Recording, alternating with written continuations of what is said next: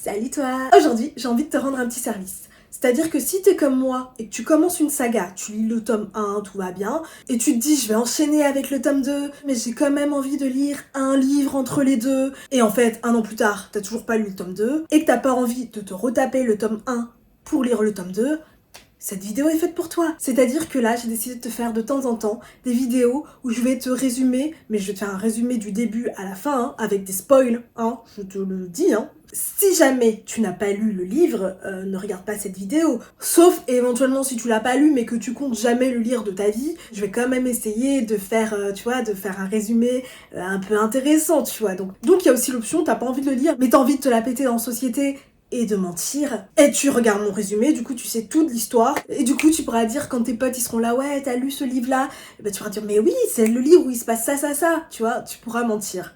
Je t'aide à mentir en société, ma foi, j'aime rendre service. J'ai eu envie de commencer en te résumant Cinder, le premier tome des Chroniques lunaires, écrit par Marissa Meyer et aux éditions PKJ. C'est à ce moment-là que si t'as pas lu Cinder mais que t'as envie de le lire à un moment donné dans ta vie, fuis pauvre fou, c'est maintenant.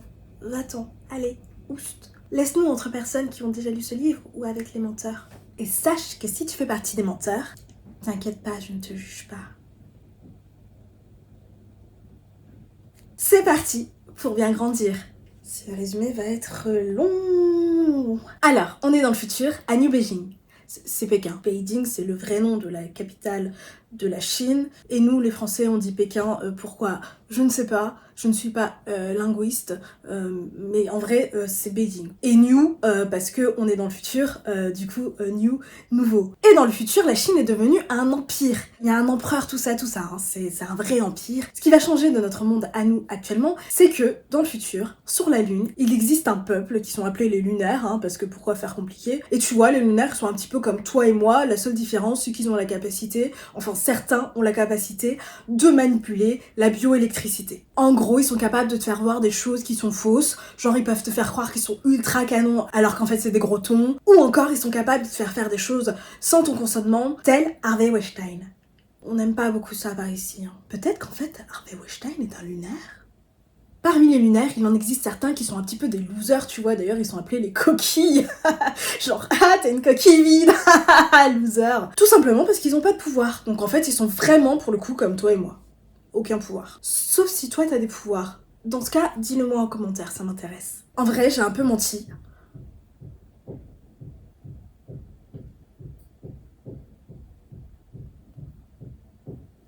Oh non, j'ai pitié, qu'il n'y ait pas des travaux. Je veux pas tes travaux. Je veux pas tes travaux. Merci. En vrai, j'ai un petit peu menti, ils sont pas si inutiles que ça, les coquilles. Ils sont un petit peu badass quand même. Tout simplement parce qu'en fait, les autres lunaires, là, ceux qui font les beaux gosses et qui ont des pouvoirs, ils peuvent rien faire contre les coquilles. C'est-à-dire que leurs pouvoirs, ils sont complètement inutiles. C'est-à-dire que si t'es une coquille, tu sais que c'est un laidron, le mec ou la meuf en face de toi. Ils sont immunisés contre les pouvoirs des autres lunaires. C'est cool. Donc, dans ce contexte-là, nous, on suit Lynn Cinder, qui a la particularité d'être une cyborg, c'est-à-dire qu'elle a des parties d'elle en métal, en gros. Je te vois, petit coquinou. Je sais que tu imagines des choses dégueulasses. Arrête ça tout de suite. On fait pas ça. Et il se trouve que dans ce monde-là, les cyborgs sont un petit peu des citoyens de seconde zone, tu vois. Genre, il y a énormément de racisme envers les cyborgs, ce qui est complètement stupide, parce qu'en fait, ils sont exactement comme tous les autres, hein, comme toi et moi. La seule différence, c'est qu'ils ont des parties en... Oh my god. Mais c'est exactement comme le racisme envers nous, enfin les gens comme moi, tu vois. Complètement stupide. Tout pareil. Cinder est une mécanicienne et elle est tranquillement dans un marché en train d'exposer ses trucs de mécanicienne, je suppose. Enfin, je sais pas, j'ai pas tout compris à ce moment-là. Quand le prince Kai vient faire appel à ses services. Normal, le prince se balade tranquillou bilou dans un marché quand il tombe sur une mécanicienne et qui se dit moi qui cherchais justement une mécanicienne pour réparer mon androïde qui contient des informations top secrètes sur la princesse présumée morte de la Lune. Ça tombe bien, parce qu'en fait, la reine de la Lune, qui s'appelle Levana, a fait assassiner sa sœur et sa nièce. Du coup, sa nièce, c'est la princesse Selene. Mais autant, on est bien sûr, il n'y a absolument aucun doute sur le fait que sa sœur elle est décédée, morte, autant pour la princesse il y a des doutes qui subsistent. Apparemment elle est bien morte, mais il y a des bruits qui courent. Mais bien évidemment tout ça c'est top secret, et donc le prince Kai ne va pas en parler à Cinder pour l'instant. On est au début de l'histoire, je le rappelle, et ça c'est top secret. Cinder accepte de tenter de réparer l'androïde du prince, bien évidemment, parce que c'est le prince, parce qu'il est mignon, tout ça, donc elle dit oui. Sauf qu'il y a un drame qui se produit, puisque sa voisine de marché est déclarée contaminée par la létumose. C'est quoi la létumose? C'est une épidémie horrible parce qu'il n'y a aucun remède et que c'est extrêmement contagieux et que les gens crèvent dans d'atroces souffrances. C'est un peu comme la peste en fait, donc pas cool, vraiment pas cool. Après ce drame, Cinder rentre chez elle. À ce moment-là, il y a ses deux sœurs, Perle et Péonie, qui se prépare pour le bal annuel que donne l'empereur. Voilà, tous les ans, l'empereur il fait un bal. Cinder se dit « Ah ben moi aussi j'ai envie d'aller au bal !» Et Adri, hors de question que t'ailles au bal, sale cyborg de merde. Enfin, c'est pas exactement ce qu'elle dit, mais c'est à peu près ça que ça veut dire. En vrai, Cinder s'y attendait un peu, parce qu'elle a un petit peu le droit à rien du tout dans cette famille, c'est vraiment pas juste. Donc elle va papoter avec Péonie, qui est à la fois sa sœur et sa meilleure amie, mais là, oh mon dieu, elle découvre que Péonie a sur le corps une tache pistache.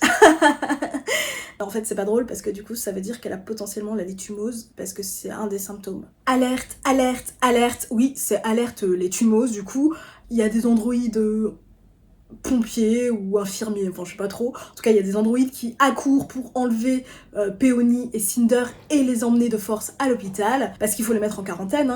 Quand la létumose, j'ai dit, c'était extrêmement contagieux. Sauf que du coup, Cinder est testée et il y a aucune trace de la maladie dans son corps. Donc on la laisse partir alors qu'elle pensait que c'était à cause d'elle que Péonie avait la létumose avec ce qui s'est passé au marché plus tôt. Mais non, c'est pas de sa faute, tout va bien.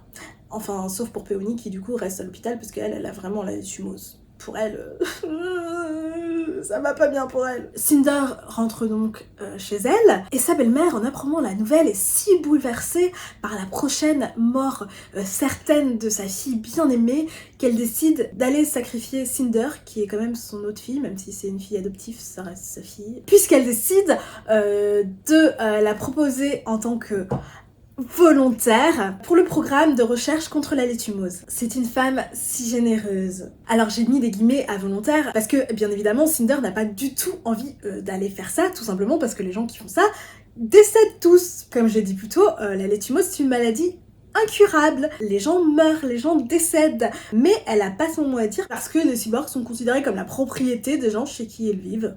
Donc elle est la propriété de sa belle-mère. Donc elle a pas son mot à dire tant qu'au fait qu'elle ait envie ou pas d'aller se sacrifier pour les recherches contre une maladie incurable. C'est la propriété de sa belle-mère et oh mon dieu, mais on est absolument plus sur du racisme là, on est sur de l'esclavage. Non mais ça va pas, Adri? Enfin, c'est ta fille, tu l'as vu grandir. Les cyborgs sont du coup traités exactement de la même façon que les androïdes, alors que les androïdes c'est juste des robots, tu vois, c'est pas des êtres humains, c'est des robots. Sans vouloir te vexer, Iko, je t'aime beaucoup. Iko, c'est l'androïde de compagnie de Cinder. On l'adore. Mais là, du coup, Adri, la belle-mère de Cinder, elle l'envoie juste à la mort comme ça, tranquille, sans aucun problème. Heureusement pour mon beau-fils que ce n'est pas un cyborg. Elle est envoyée à l'hôpital, c'est le docteur Erland qui s'occupe d'elle et lui dit qu'elle est complètement immunisée contre la maladie et que c'est très rare en fait, ça n'arrive pas de gens immunisés. Donc elle est un petit peu exceptionnelle, mais ouf, elle va pas crever alors que sa sœur Péonie... Le docteur Erland continue quand même à faire des analyses parce qu'en fait c'est tellement exceptionnel qu'elle est immunisée, donc en vrai peut-être qu'elle est la clé pour trouver un vaccin contre la létumose, on ne sait pas. Et du coup le docteur Erland, ce petit sacripant, en profite pour analyser toute l'anatomie de Cinder, ce gros dégueulasse. Et comme il ne fait pas qu'analyser, il touche aussi, et à un moment donné, en lui touchant le cou, elle s'évanouit. En se réveillant, elle tombe sur le doux regard de Kai qui lui demande où ça en est avec son androïde. Elle lui répond: depuis que je t'ai croisé la dernière fois, ma vie est un enfer, donc excuse-moi si j'ai pas eu le temps de me préoccuper de ton stupide androïde de... Elle lui dit pas vraiment ça parce qu'elle est polie, mais elle a pas eu le temps de s'en occuper quoi. Lui, il se trouve qu'il est là parce qu'en fait son papa est aussi atteint de la létumose et son papa c'est l'empereur.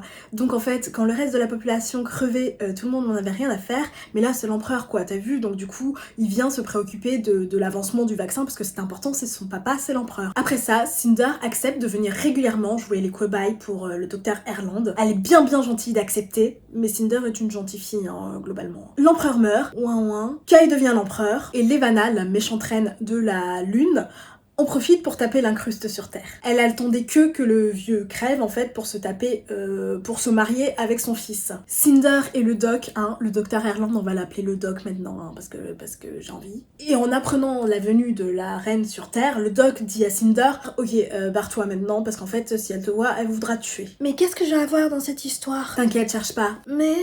D'accord, je vais t'expliquer. T'es une lunaire.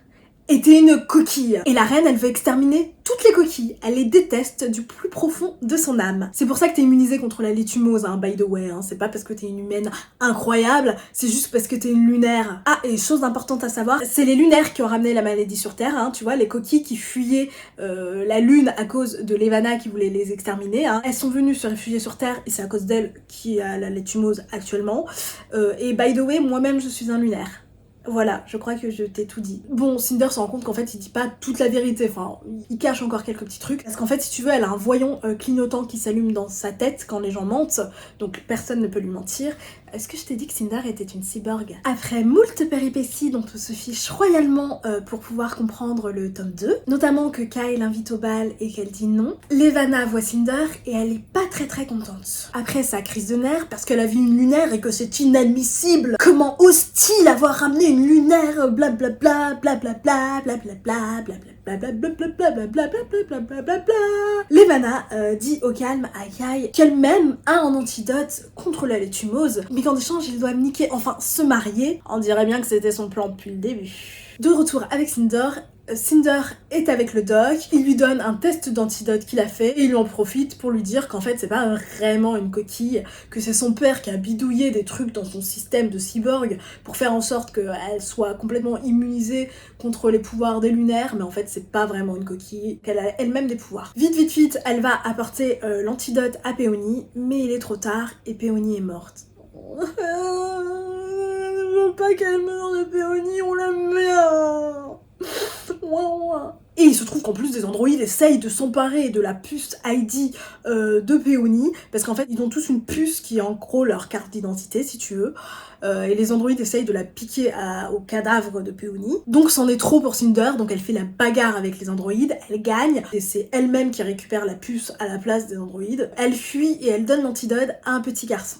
Parce qu'elle est généreuse. L'empereur Kai, parce que maintenant il est empereur, hein, voilà, parce que son papa est mort, donc c'est maintenant lui l'empereur. L'empereur Kai insiste pour que Cinder aille au bal avec lui. Elle dit non. Il lui offre des gants pour l'inciter à aller au bal quand même. Ce forceur. En vrai, Cinder, elle a d'autres choses à penser, notamment s'enfuir, parce qu'en fait, pour la punir d'exister, hein, tout simplement parce qu'elle a absolument rien fait. Hein. Sa belle-mère a décidé de démonter Iko, qui était sa deuxième meilleure amie après sa sœur qui vient de décéder, hein, rappelons-le, et de lui piquer sa jambe. Est-ce que j'ai dit que Cinder était une cyborg? La puce de l'androïde de Kai, qui est le travail que Kai lui a demandé de faire au tout début de l'histoire, hein, rappelez-vous. Donc la puce se met à marcher. Il y a une fille qui apparaît, qui s'appelle Cress. C'est important pour la suite de l'histoire, puisque voilà, ça c'est le tome 3, il s'appelle Cress, donc a priori elle sera importante. Hein. Cress dit à Cinder que Levana prévoit d'assassiner Kai après leur mariage et d'envahir la Terre par la même occasion. Peut-être que c'était ça son plan depuis le début, à Levana. Oh mon dieu! Cinder doit aller prévenir Kai, qui se trouve être au bal. Finalement, peut-être qu'il va gagner, hein, Kai. Hein. Elle va finir par aller à ce fameux bal. Donc elle y va, avec son pied d'enfant, tu vois, parce qu'elle avait gardé son ancien pied de quand elle était petite. Donc elle l'a remis, parce que, rappelons que sa belle-mère lui a volé son pied d'adulte. Très pratique de se déplacer avec son pied d'enfant. Mais elle va au bal comme ça. Levana la repère. Cinder lui dit « mais en fait, t'es laide. » Levana est choquée. « Moi ? Laide ? Non. » Pour la punir de son affront, Levana tente de faire en sorte que Cinder se tire une balle dans la tête, mais Cinder est plus forte en fait, hein. C'est la première fois qu'elle utilise ses pouvoirs, hein, mais elle est plus forte, voilà. Et elle résiste, elle prouve qu'elle existe, et elle renvoie la balle droit sur Levana. Heureusement pour Levana, et malheureusement pour nous, hein, du coup. Un garde s'interpose entre la balle et la reine. Suite à ça, Cinder prend la fuite, mais elle perd sa prothèse de pied, du coup sa prothèse de pied d'enfant, dans l'escalier. Parce que rappelons que c'est une réécriture de Cendrillon, donc il fallait forcément à un moment donné qu'elle perde un truc qui se rapproche d'une chaussure dans l'escalier. Ça paraît logique, c'est Cendrillon. À ce moment-là, Kai se rend compte que c'est une cyborg, et que c'est une lunaire, parce que la reine lui balance au calme, tu sais, c'est une lunaire cette meuf en fait, hein. Donc Kai est décontenancée, on lui aurait menti depuis le début. À ce moment-là, la reine lui dit « Toi et moi, on se marie, ou sinon tu me donnes Cinder pour que je l'assassine. » Et Kai lui répond « Prends la fille. » Moi, je savais pas en fait, hein. Je savais pas, j'ai rien à voir, on m'a pas dit, on m'a menti, je ne savais pas que c'était ni une lunaire, ni une cyborg, j'en savais rien.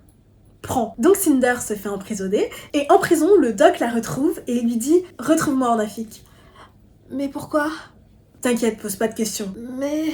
D'accord, en fait c'est toi la princesse Célène de la Lune. N'est-ce pas formidable? mais quoi? T'es en train de me dire que c'est là, c'est moi? C'est moi que Kai là, il cherche depuis le début de l'histoire là pour sauver je sais pas quoi là? T'inquiète, je te dis, on va te réhabiliter en tant que reine auprès des lunaires, ça va bien se passer, tu vas voir. On va faire quoi? Mais moi j'ai pas envie d'être princesse, reine ou je sais pas quoi là. Il s'est barré. Du coup, Cinder est en prison, il faut qu'elle s'échappe, apparemment pour aller rejoindre le doc en Afrique. Et c'est la fin. Voilà, j'espère que cette vidéo t'a plu. Si ça t'a plu, n'hésite pas à liker, à partager, à t'abonner, à commenter. Si tu es resté jusqu'à la fin de cette vidéo, mets-moi un emoji chaussure en commentaire. Comme ça, je sais que t'es resté jusqu'à la fin. Et surtout, du coup, si tu as regardé cette vidéo pour te remémorer le tome 1 des Chroniques Lunaires et que du coup, tu vas enchaîner sur ta lecture du tome 2, à savoir Scarlet, bonne lecture à toi. Des bisous.